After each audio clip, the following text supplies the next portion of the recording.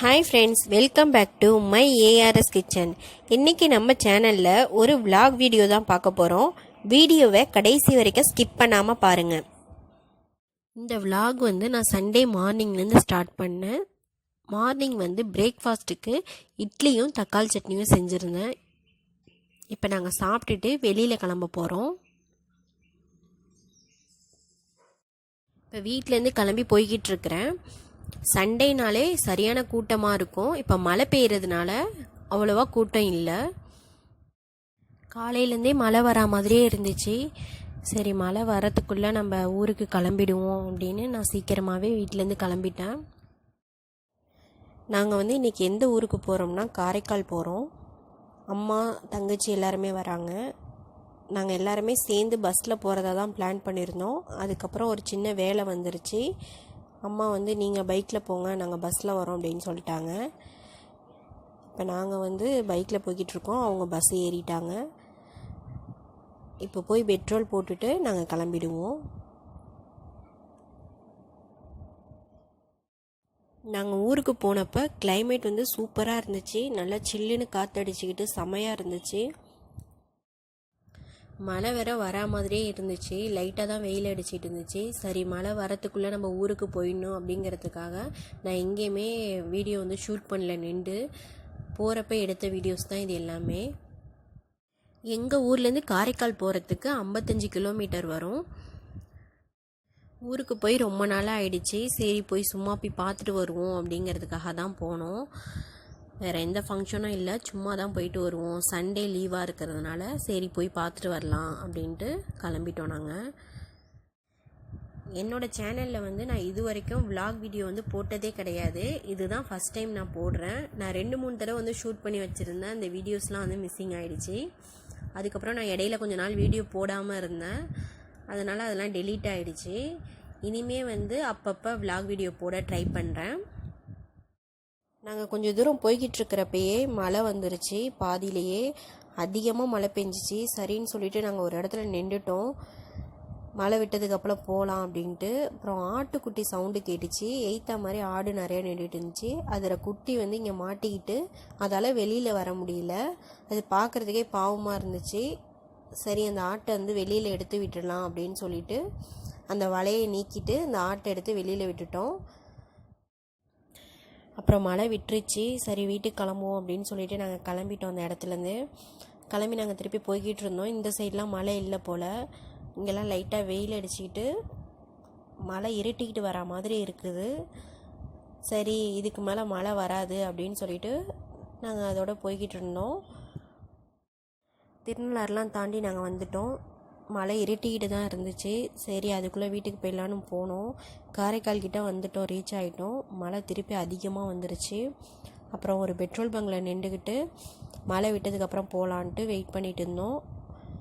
இதுக்கு பஸ்லேயே வந்திருக்கலாமே அப்படின்னு சொல்லிட்டு யோசிச்சுட்டு இருந்தோம். அப்புறம் மழை விட்டுருச்சு. ஒரு வழியாக வீட்டுக்கு போய் சேர்ந்துட்டோம். வீட்டுக்கு நான் உள்ளே நுழையிற வீடியோ நான் எடுக்கலை. அப்போதைக்கு எல்லாரையும் பார்த்ததுக்கப்புறம் எனக்கு வீடியோ எடுக்க தோணலை. நான் கொஞ்சம் நேரம் உட்காந்து எல்லார்ட்டையும் பேசிவிட்டு அதுக்கப்புறம் தான் எடுத்த வீடியோ இது. மழை வேற விடாமல் பேஞ்சதுனால என்னால் வீடியோ கரெக்டாக எடுக்க முடியல. நான் வீட்டுக்கு போனதுக்கப்புறம் சரியான மழை வந்துருச்சு. அதனால் நான் கொஞ்சம் தான் வீடியோ எடுத்தேன். அவ்வளோவா டீப்பாக எடுக்கல நான் வீடியோ. அதுக்கப்புறம் மதியம் சாப்பிட்றதுக்கு எல்லாருமே உட்காந்துட்டோம். இங்கே சிக்கன் மந்தி செஞ்சுருந்தாங்க. நல்லா செம்ம டேஸ்ட்டாக இருந்துச்சு. சிக்கன் மந்தி, அப்புறம் முட்டை, மயோனஸு, அப்புறம் ரைத்தா எல்லாமே செஞ்சுருந்தாங்க. செம்ம டேஸ்ட்டாக இருந்துச்சு. எல்லாருமே சாப்பிட்டு முடிச்சுட்டு எல்லாருமே உட்காந்து பேசிகிட்டு இருந்தோம். நான் பீச்சுக்கு போகிறதா பிளான் பண்ணி தான் வந்தேன். சரி, நம்ம அங்கே போயிட்டு ஈவினிங் பீச்சுக்கு போகலாம் அப்படின்னு சொல்லிட்டு. மழை அதிகமாக இருந்ததுனால நான் பீச்சுக்கு போகலை. சரி, கிளைமேட் சரியில்லை, பிள்ளைங்கள்லாம் அழைச்சிட்டு போனோம்னா சரி வராது அப்படின்னு சொல்லிட்டு யாருமே பீச்சுக்கு போகலை.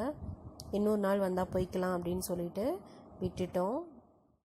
சாப்பிட்டு முடிச்சதுக்கப்புறம் ஈவினிங் ஏதாவது ஸ்நாக்ஸ் செய்யலான்னு சொல்லிட்டு பேசிகிட்டு இருந்தோம். சரி, பஜ்ஜி செய்யலாம், மிளகாய் பஜ்ஜி அப்படின்னு சொல்லிட்டு முடிவு எடுத்திருந்தோம். இப்போ அந்த ரெசிபிஸ் பார்க்கலாம். மிளகாய் பஜ்ஜி செய்கிறதுக்கு நான் பஜ்ஜி மிளகாய் எடுத்திருக்கேன். அதில் உள்ள சீட்ஸ்லாம் ரிமூவ் பண்ணிவிட்டு ஒரு மிளகாயை வந்து 4ஆக கட் பண்ணி எடுத்து வச்சுருக்கேன். சீடோட போட்டோம்னா ரொம்ப காரமாக இருக்கும். சீட்ஸ்லாம் ரிமூவ் பண்ணி போட்டோம்னா பிள்ளைங்கள்லாம் விரும்பி சாப்பிடுவாங்க. மிளகாய் பஜ்ஜி செய்கிறதுக்கு நான் 1 கப் அளவுக்கு கடலை மாவு எடுத்திருக்கேன். இதில் எதுவுமே சேர்க்காத கடலை மாவு தான். நான் தான் இப்போ எல்லாமே ஆட் பண்ணிக்க போகிறேன். இப்போ 1 கப் கடலை மாவை ஆட் பண்ணிக்கலாம். 1 கப் கடலை மாவுக்கு ஒரு பெரிய ஸ்பூனால் 1 ஸ்பூன் அளவுக்கு அரிசி மாவு ஆட் பண்ணால் போதுமானது. தேவையான அளவு உப்பை ஆட் பண்ணிங்க. பஜ்ஜிக்கு வந்து ஃபுட் கலர் வந்து ஆட் பண்ணிக்கணும். நான் வந்து ரெட் கலர் ஆட் பண்ணியிருக்கேன். ஆட் பண்ணதுக்கப்புறம் தண்ணி ஊற்றி இதை மிக்ஸ் பண்ணிக்கலாம். பஜ்ஜி மாவுக்கு வந்து ரொம்ப திக்காகவும் இருக்கக்கூடாது, தண்ணியாகவும் இருக்கக்கூடாது. மாவு மீடியமாக இருக்கணும், அப்போ தான் நல்லா வரும் பஜ்ஜி.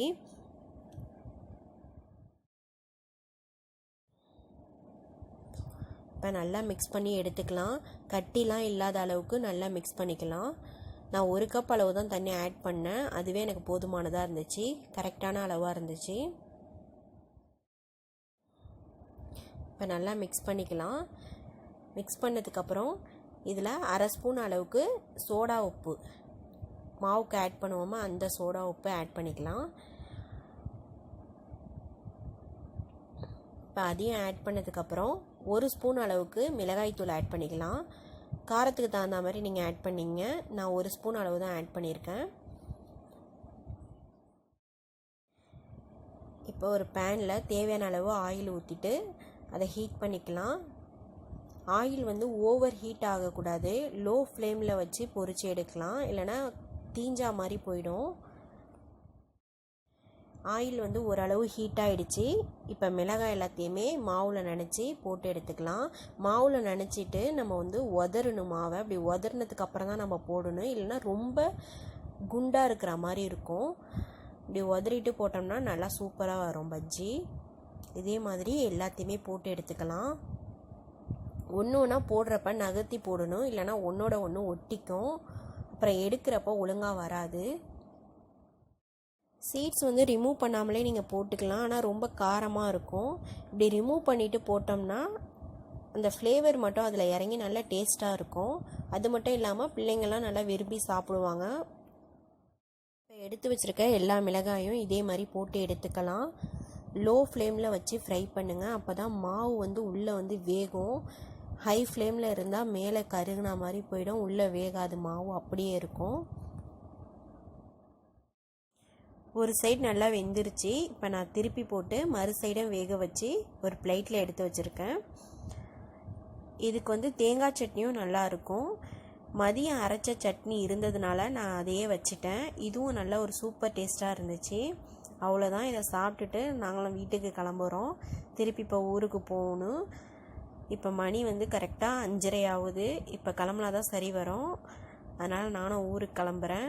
ஓகே ஃப்ரெண்ட்ஸ், என்னோடய வீடியோஸ் எல்லாம் பிடிச்சிருந்தா லைக் பண்ணுங்கள், ஷேர் பண்ணுங்கள், கமெண்ட் பண்ணுங்கள், மறக்காமல் சப்ஸ்கிரைப் பண்ணுங்கள்.